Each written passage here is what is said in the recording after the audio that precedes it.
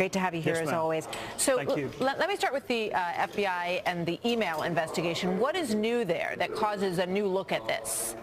I think the most recent new thing is the allegation that Director Comey or the Bureau may have made up their mind in May of 2016, whereas they announced their decision in July. So they interviewed 24 witnesses after they had already made up their minds. That's the allegation. But Martha, it's more than that. There were Democrats that were really unhappy with the Department of Justice last fall. There were Republicans that were unhappy earlier in the year. And that's the one entity that everyone has to have confidence in. Even if you disagree with the decisions that are reached, you have to understand those decisions and you have to have confidence that they were apolitical.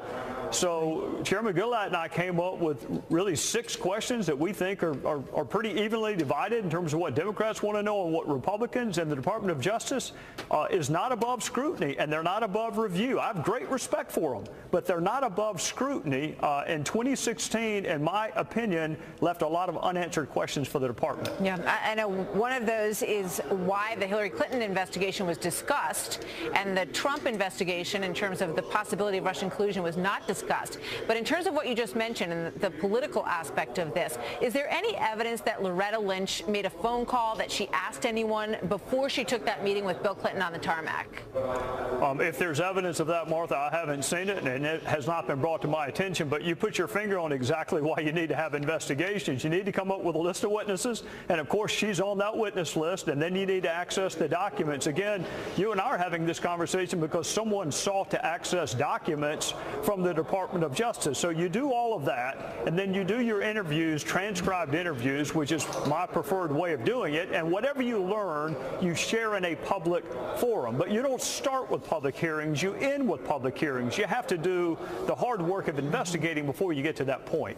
And in terms of that, do you expect that you will have access to anyone at the FBI who may have been privy to the writing of the Jim Comey draft when he started to put that together 2 months before reaching his conclusion about Hillary Clinton?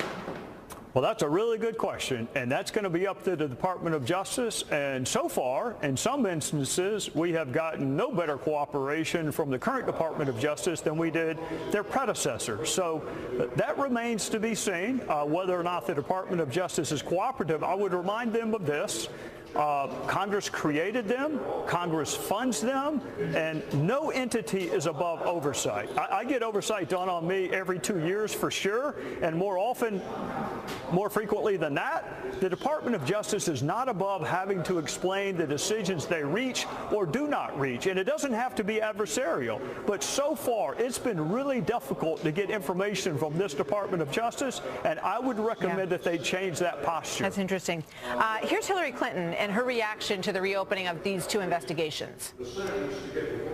I would say it's the same baloney they've been peddling for years, and there's been no credible evidence by anyone. In fact, it's been debunked repeatedly and will continue to be debunked. She and others, other Democrats on the Hill, Representatives Cummings and Representative Conyers, are both suggesting that this is just, haze being thrown at the Russia investigation in an effort to distract from the Trump investigation. Well, I would tell Secretary Clinton and Mr. Conyers and Mr. Cummings, Republicans don't get to write the headlines. We don't get to decide what the media covers and what they don't cover. God knows they've been covering Russia since January. I spent all day in a skiff interviewing witnesses related to the Russia investigation. So I don't know where Mr. Conyers or Mr. Cummings or Secretary Clinton were today, but I know where I was, which is investigating allegations of collusion. So I'm at peace with what I'm doing, but Congress is actually capable of doing more than one investigation at a time. And there was a time when Democrats did not think Jim Comey was the second coming of Christ. Remember, last fall, Harry Reid wanted him prosecuted for a Hatch Act violation. I sure do. Yeah, so it has cut both ways. I don't know where this... I got to go, but before I go, have you found any evidence of collusion on the Trump-Russia collusion investigation? Well, I'm going to be really careful not to do what I think the Department of Justice did, which is draw a conclusion before the end of the investigation. It's still ongoing.